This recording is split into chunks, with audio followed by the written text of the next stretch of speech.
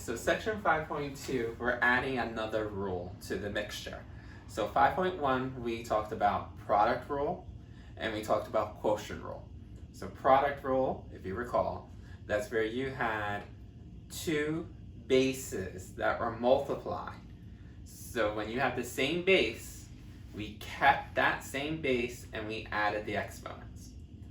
Quotient rule says if you have two of the same bases, but they're divided, like with a fraction bar, that we can simplify by keeping that same base and subtracting the exponents.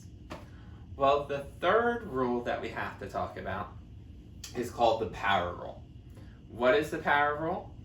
It's basically when you have an exponent raised to another exponent, okay? So it's not that you have two bases. A lot of times you might only have one base, but you have two exponents. You have an exponent and an exponent on top of it. To simplify, we tell people keep the same base, okay? So I don't want you to square the 3, or I don't want you to take the 3 and multiply it out 3, 3, 3, 3, 3, 3, 3, 6 times. You're going to keep the same base. So we're going to keep it as 3.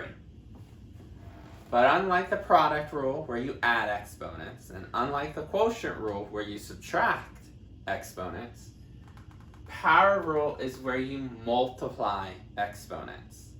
So you're distributing exponent to the other exponent. Kind of think of it as distributing. And you only distribute to the exponent, not to the base. So 2 times 6 would be 12. Right? So just remember that when you have an exponent raised to another exponent, usually an inside exponent and an outside exponent, because you usually have a set of parentheses, you take this outside exponent and distribute or multiply. Leave the base the same. Now with the power rule, there are 3 versions of the power rule. And they all have their different little quirks to them. This is basically version A. Okay, so version A is where you just have one item in a set of parentheses. Okay, it could be a letter. So again, just distribute 4 to the 5 would be x to the 20. Or like we said, you could have a number. Okay?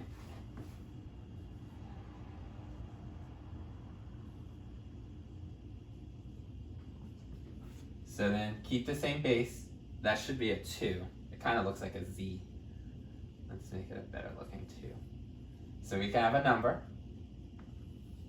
And then again, we just distribute. 3 times 7 is 21. Okay? Now some people ask, when it's a letter, you definitely don't have to multiply it out because x times x times x would just be x to the 20th. Some people ask, do you have to multiply this out? If it's a small number and a small exponent, then yes. For example, if this was 2 to the 3rd power, you know what 2 to the 3rd power is. 2 times 2 times 2 is 8. Okay? You put it in the calculator. But 2 to the 21st, yeah, I would leave it as. It's kind of a judgment call on when to write it out as an exponent or simplify it. Put it in your calculator. If it's a number that's smaller than, let's say, 1,000, then you might want to write out the number. So again, if this was 2 to the 5th, then yes, you can do that because that would be 32, much cleaner than 2 to the 5th. But 2 to the 21st, way too much bigger. So it's kind of a judgment call when it comes to numbers. Like 3 to the 12th, way too many. 3 to the 5th, okay, that's not too bad. That's going to be 9, 9, 81, and 3, so that would be 243. So 3 to the 5th, not too bad. So here's version A.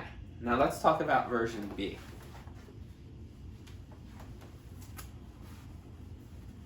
Version B, difference from version A, that we have more than one item. So what happens if this set of parentheses has maybe 2 letters in it, right? So that has an x and a y, and this has an exponent of 2, and let's say this one's a 3, and out here is a 4. Right? So what you're going to learn is that you can take that outside exponent and distribute it to all inside exponents, provided that this is all multiplication, that there's no addition symbols, there's no subtraction symbols. You see nothing but all multiplication. Was that all multiplied?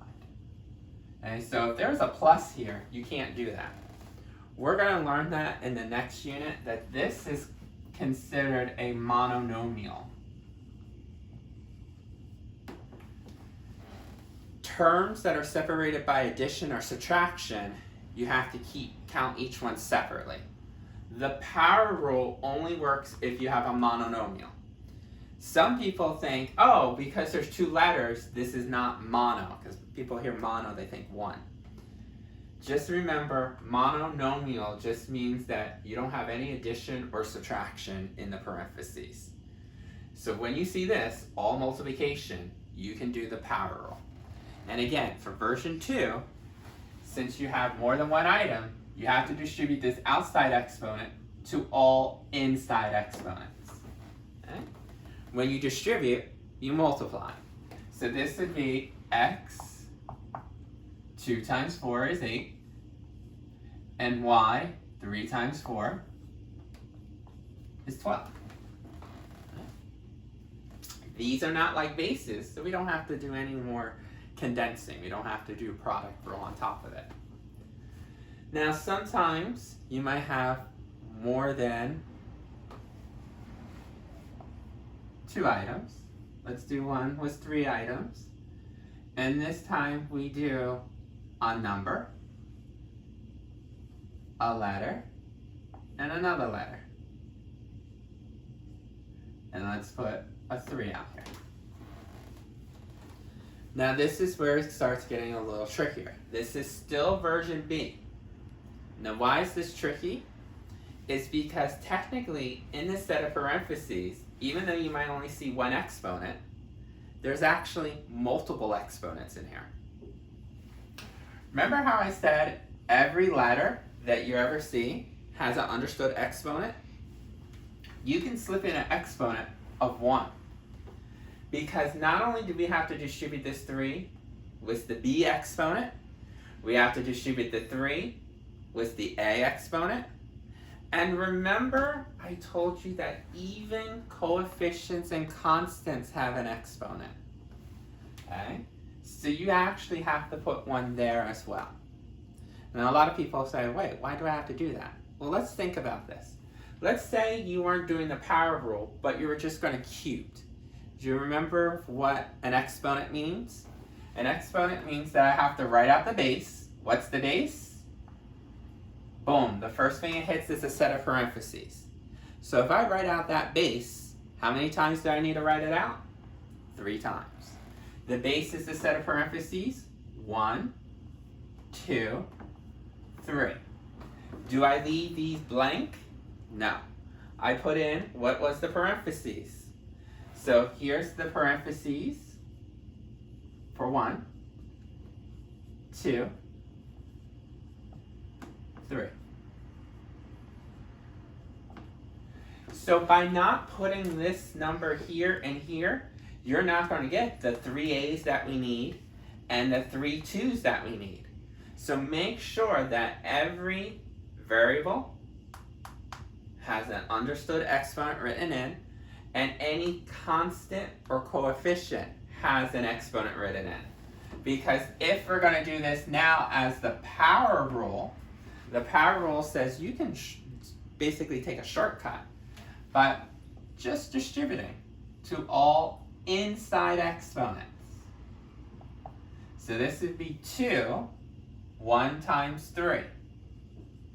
This would be A, 1 times 3. This is going to be B, 5 times 3. Notice when I distribute, I only distribute to exponents. Some people accidentally will say 2 and a 3 and say, well, 2 times 3 is 6. You're not allowed to distribute to the base itself, only to exponents. Because technically, it's 2 times 2 times 2. Well, 2 times 2 is 4, times 2 is 8, not a 6. This can only be distributed to other exponents. Remember how I said if this is a small number, you probably want to clean that up. So you know what 2 cubed is. 2 times 2 times 2. So for this guy, you want to keep your final answer as 8 instead of 2 cubed, and then keep a cubed and b to the 15. Okay? This is much easier than to write it like this and then say how many a's are here, 1, how many a's are here, 2, here's a third, and then count your b's. 5 here, another 5 here is 10, another 5 here is 15, and then 2 times 2 times 2, 8. The power rule just allows you to distribute to get the answer. Now that's version 2. Version 2 means that you have more than one item. So you might have 2 variables, or you might have 2 variables and a coefficient. When you have more than one item, just make sure every item in the parentheses has an exponent. These are still considered a monomial because we don't see any addition or subtraction sign. So let's talk about the third version.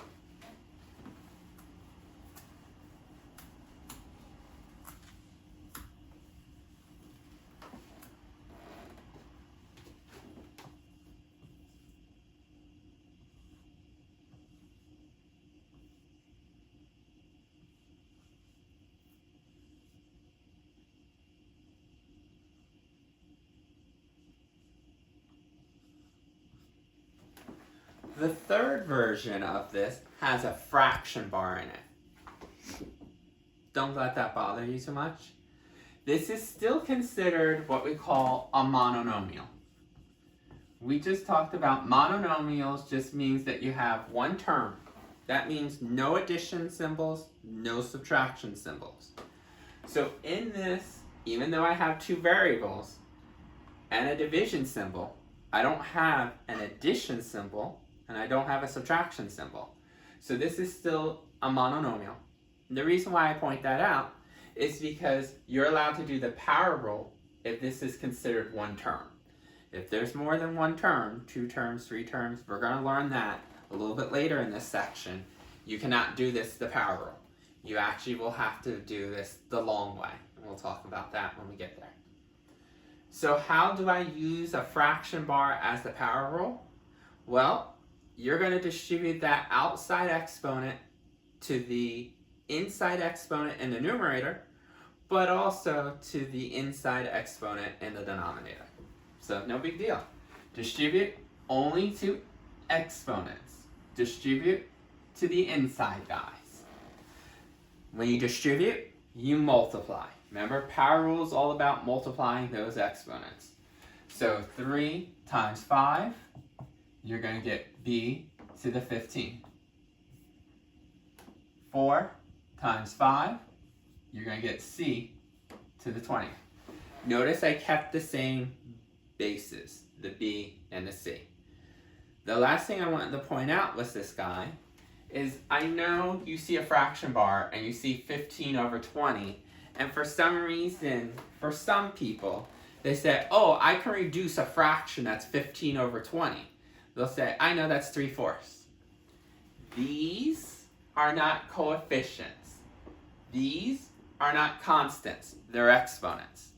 The only way you can reduce exponents is if you have the same base on the bottom and the same base on top.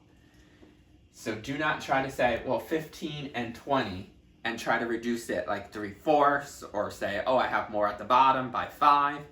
Different letters. These are exponents. Can't do anything more. So we were able to distribute to get this. Now what happens if we have some other things? So I'm going to make it a little bit more complicated. So here we have 2 items. What happens if I have a little bit more? Just to challenge our brain a little bit. let's say I had negative 2 c to the 4th d. Okay. So here I have 3 items, but I also have coefficient. I also have a variable that doesn't have an exponent. I also have a sign in here. So the first thing we got to make sure that this fits the definition of a monomial. Yep, I don't see any addition or subtraction symbols. Some people go like, wait, isn't that subtraction? No, that's a negative symbol. So no addition or subtraction, so this is still considered a monomial. So we're allowed to do the power rule. So the first thing you need to do, once you realize you can do the power rule, is make sure every item, that means a constant, a coefficient, and a variable, all have an exponent written in. So this c has an exponent, but this d does not. So slip in a 1. And notice this guy, he doesn't have 1. Remember, any coefficient or constant, you can slip in 1 as well. So what you're going to do, you're going to distribute this to the exponents, to the exponent, to the exponent, and one other thing. When you have negative signs, you want to distribute this also to the negative sign. And you might be saying, wait, why am I doing that way? Do you remember how many times I said when you have negative 5, that these are 2 separate items? Remember when I had a little square here, I said this can only apply to the 5. It doesn't apply to the negative. So this is considered 2 items. So it has to go to this, but it also has to go to the sign as well. So you got to be careful when you have negative signs. Right? So it has to distribute to the negative sign as well. So when you do this, 4 times 2 is 8. 1 times 2 is 2. Remember, 1 times 2 is 2. And negative times negative. Remember, if this is an even number, the negative would drop. If this was an odd number, you want to bring the negative over. Okay? Because this is even, the negative will drop away. Okay? The reason why I said you have to distribute this way, because if you don't distribute, a lot of people will bring this over as a negative 2 squared, and then they know that 2 squared, if you put this in your calculator, negative 2 squared, the top would be negative 4.